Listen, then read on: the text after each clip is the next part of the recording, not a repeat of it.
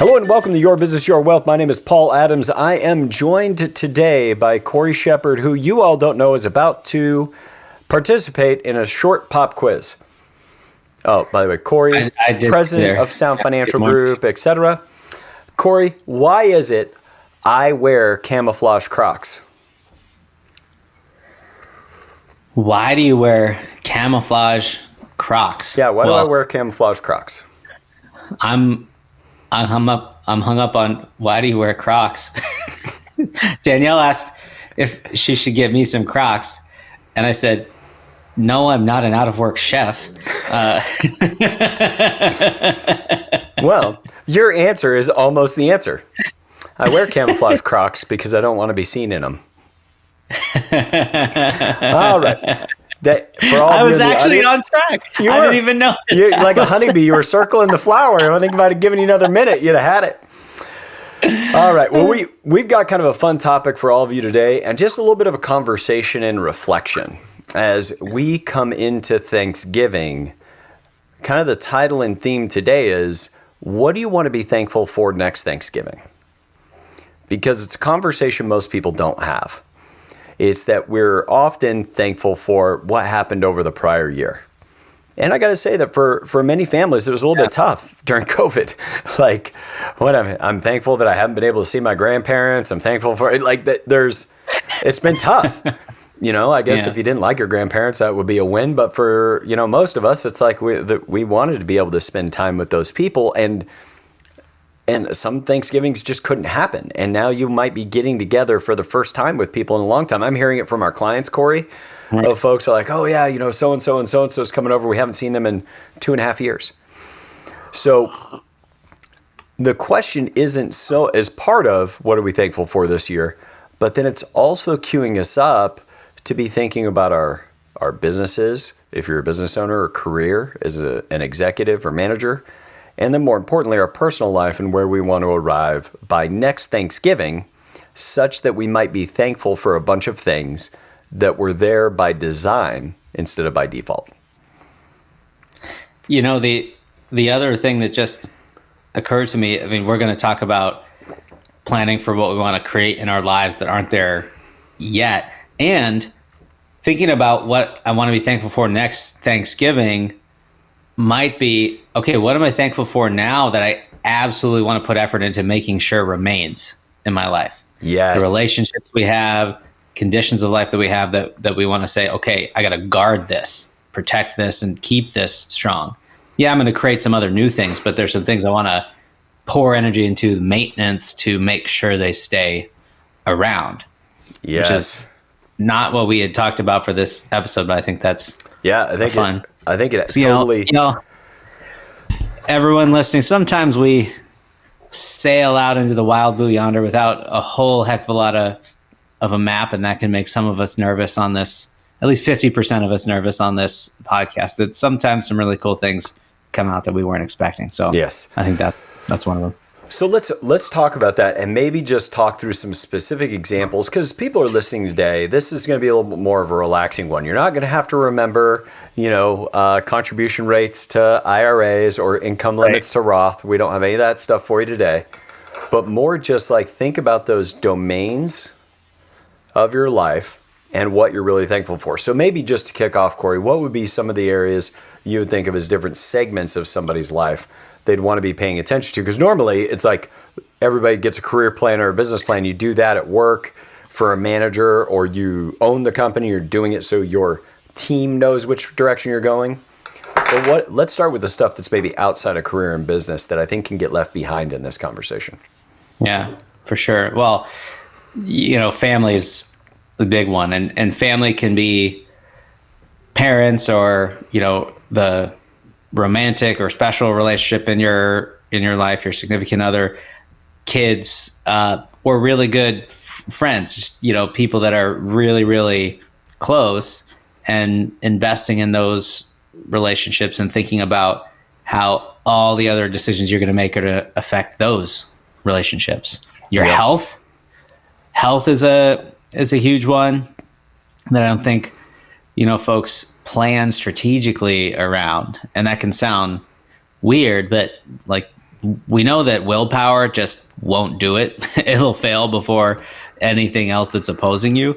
And so when you're designing your life for the next year, thinking about the environments you're going to create around you and put yourself in, if your health is of concern, you want to make some changes to health, then starting to engineer those different environments and like they all intersect. The people that you're spending time with and what they care about in their health, like that can make a big difference for you.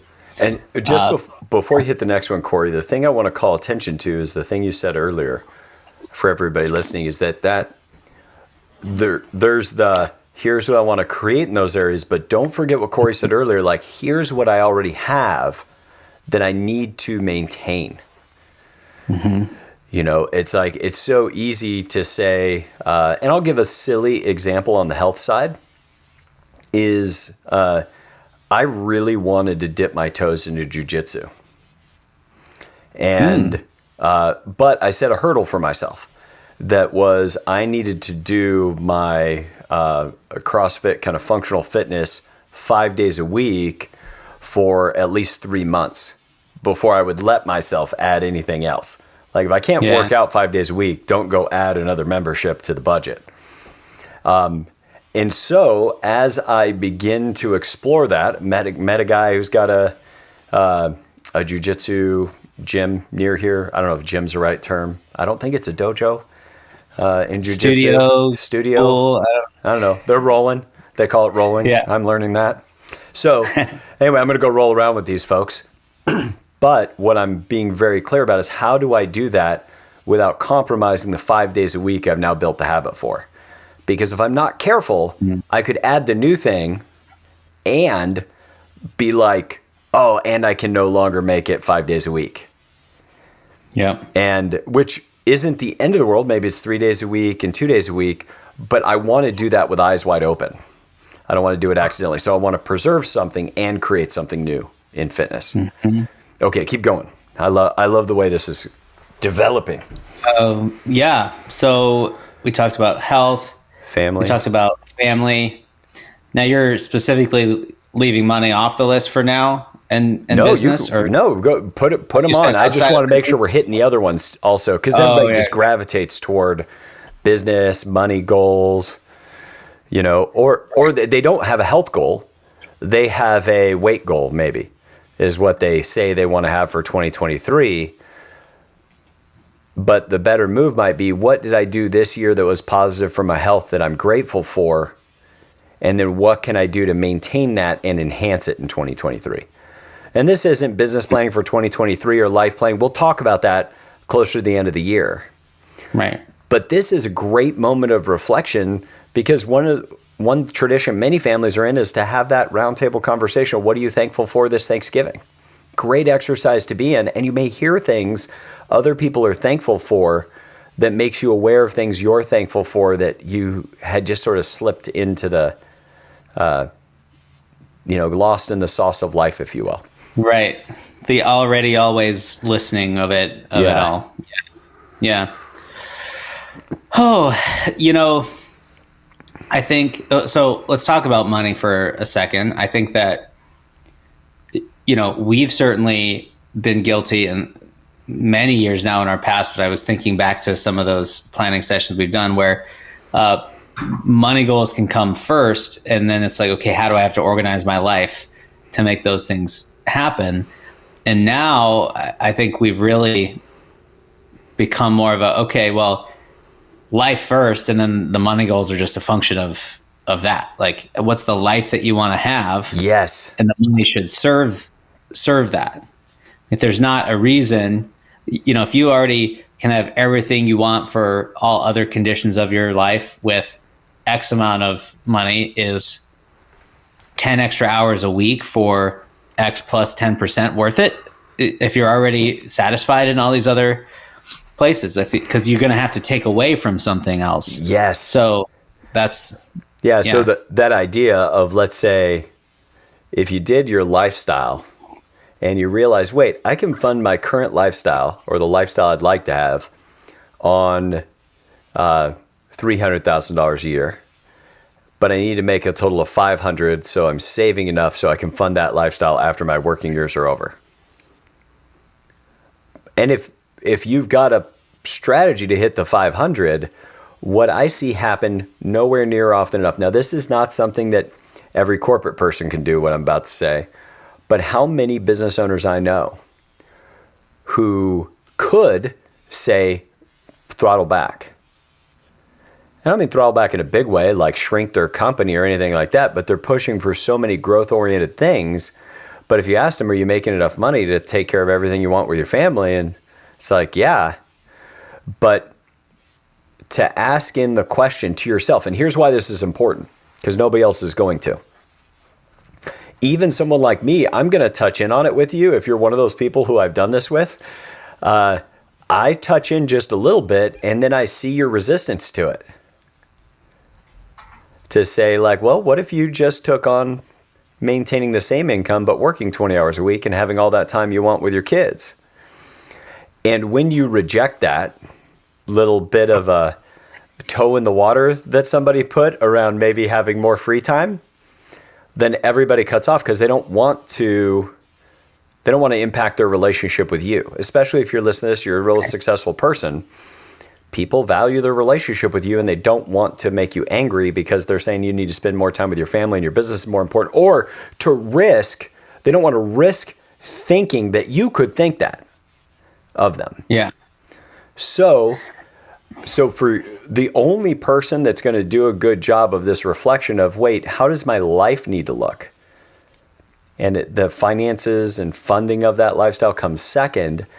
But if part of that is you want more time with your family, all of that, if you set that intention of, I'm only going to work 4 days a week and take Fridays off in 2023, because I took that was one of the things I was thankful for in 2022. I took 3 Fridays off, and it's some of the best time I had with my kids. So I'm going to try to do that every Friday. If you then start telling people, your staff, your friends, your vendors, you'd be amazed how all those people will organize around allowing you to make that happen as the business owner. Mm-hmm.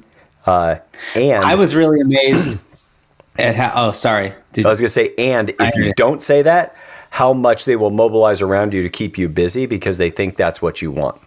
Right. When Danielle was pregnant the first time, I was amazed at how, as I was communicating this thing happening, I was going to be gone for a while, like how much people were organizing around that. And so now that it's happening again, I'm definitely following the same model. Which, if you guys missed it, there is a new Shepherd inbound. This is true. The stork arrives in February. Coming in hot, that baby. Coming in hot. You talked about business owners maybe dialing back, and whether it's a business owner or someone who works for a company, let's say an executive, the dialing back may just be mentally, like not having that really feeling of tension and urgency around everything. Yes. And that might have been what got you so far to where you are. But there's always costs on the other side of that kind of activity. So dialing back a little bit may lose you something, but gain you something else. Like it may not produce any different results in your business at the end of the day. Tim Ferriss, he was interviewing, he has a couple of books interviewing a lot of really successful people. I think it was him talking to his friend Josh Waitzkin, who's the chess prodigy, was talking about going for a bike ride every week or, a few times a week. And he would just strain and push as hard as he could. And he got it done in, I don't know, something like 45 minutes. And then one day he just decided to just enjoy himself on the bike ride. And he was still timing, and it was like 43 minutes. It was like a 2-minute difference, maybe even less than that. I don't remember the exact story, but that can happen in our business lives too, where you just change your demeanor around how you're interacting with that. You might feel like you're scaling back because you've been driving so hard, but that relaxation can actually open up new opportunities that you weren't getting. Even if you lose a couple because you weren't so intense, you may gain back just as much as you lost or more from that scaling back and focusing on other areas of your life. Well, and I'll use a bit of an analogy that for some of you to hear is going to be a stretch. But if Here we go. if you've ever been around somebody who really knows how to fight, I mean, like hand to hand, they're trained in whatever, and you see an argument kick off between two people, and one guy's full of bluster and all of that, and you watch the other person, and they put their legs side by side, and they just relax into it a little bit, and you go, uh-oh, that's the one that knows what they're doing. And people immediately pick up on that, and you'd be amazed how often people won't engage. I personally had a situation not too dissimilar than that when two folks tried to attack me in Salt Lake. A story I can tell another day on the podcast. But what you'll notice is if you get a chance to shift that demeanor because you're really centered in your own aims, then what you're going to find, I think, is people will change how they operate around you. They won't bring that agitation. And I remember, this is an extreme version, but I remember years ago, I was getting all kinds of stuff interrupting my evenings on my cell phone. Text messages, phone calls, all kinds of stuff. So I got a burner to keep in the house. And it was, prepaid phone, and I could just put Audible on it, like a podcasting app, and that was it. And I left that phone in my car every night. The first day, there were a bunch of messages. Second day, there were some messages. By the third day, nobody interacted with me after 5 o'clock. It was that fast. It's crazy. That there was some way that I didn't realize that I was incentivizing that behavior. And you might find that people are way more frenetic around you because maybe that energy is coming from you. That's a tough one to realize if you're realizing it, but you only find out on the other side. So we got family, the idea of getting the lifestyle that you want realized, and that might be what parts of your lifestyle have you loved this year. That's the thankfulness for Thanksgiving, which, by the way, you're married and your spouse, nothing will do better for you this week than just pausing with your spouse long enough to say, and it could be you guys are in a huge dust up right now. But if you come alongside your spouse and say, I just wanted to let you know, I've really been thinking there's like 3 or 4 things I'm super thankful for in our relationship this year. And I was listening to this podcast that I just sent you a link to that I think you should listen to. And I also subscribed, and I liked the video, and I commented. That's how the conversation should generally go. Probably should go. But it's this idea that you get a chance to express that gratitude because the expression actually helps you focus better on realizing what you want to duplicate in future years. Family appreciation, which could be spouse, lifestyle, what you're enjoying about your lifestyle, what you're thankful for about your finances. And then identify what of those things do you want to maintain and or enhance in the new year. Just identify the list. Don't worry about planning out your 2023 yet, but start capturing that list because this is a season where people are so thankful. And without getting a chance to capture the thankfulness, the opportunity to get deeper into thankfulness in 2023 by having those things show up. And you might find there's a bunch of stuff you're thankful for this year that happened along that you would like to not go away in future years.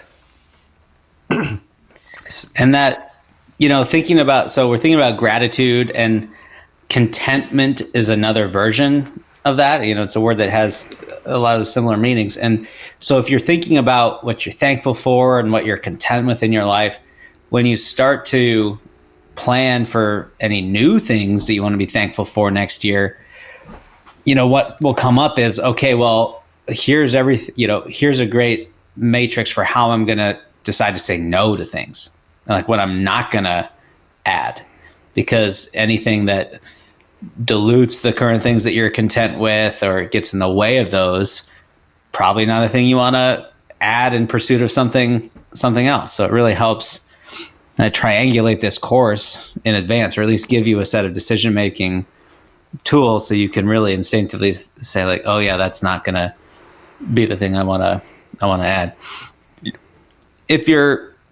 I was just reading an article, if you're in your 20s, someone said, this is a great time, in your 20s is a great time to say yes to as many things as possible, meet new people, get involved with things.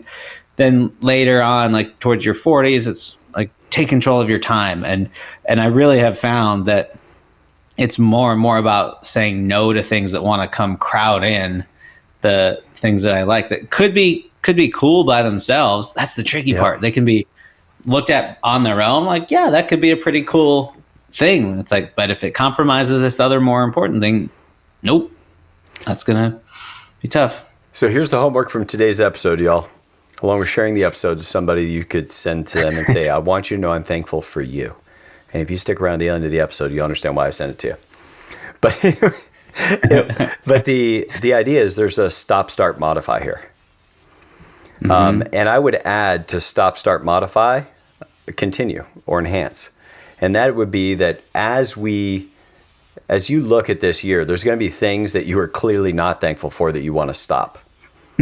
There are going to be things that were close to the mark, but not quite what you wanted for your aims, and you're going to modify those things. There's going to be new things that you want to be thankful for in 2023 that you realize you were thankful for in 2019, but the COVID pandemic blew it all up, and you want that back in your life. Maybe it could be going to church or whatever that is. To take on what are those things we're going to start, and then lastly, identify what we're going to continue or enhance that we've already done that we want to put protection around. Because as you start new things, as we talked about in the beginning, you run the risk of robbing the opportunity set for you to be able to fulfill the things you already liked because you used up your capacity. Yeah, right. So anyhow, everybody, we hope that you have a great Thanksgiving. We hope that you get a chance to tell the people that you love how much you love them, people you're thankful for, how thankful you are for them, and that you get a chance to just escape away over your time off with just a piece of paper or journal and just write at the top what I'm thankful for in 2022.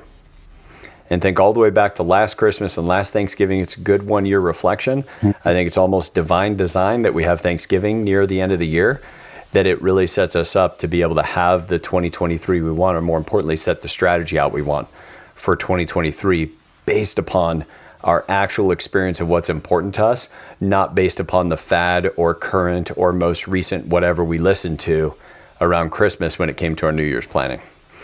So, Corey, any other words of wisdom for folks before we leave them today? No, this has been a lot of fun. Glad we went sailing in the wild blue yonder. Amen. Yeah, every now and then we got to do it. So everyone out there, we hope that this episode has been something you would be thankful for because it was a contribution to you being able to design and build a good life. We'll see you next week.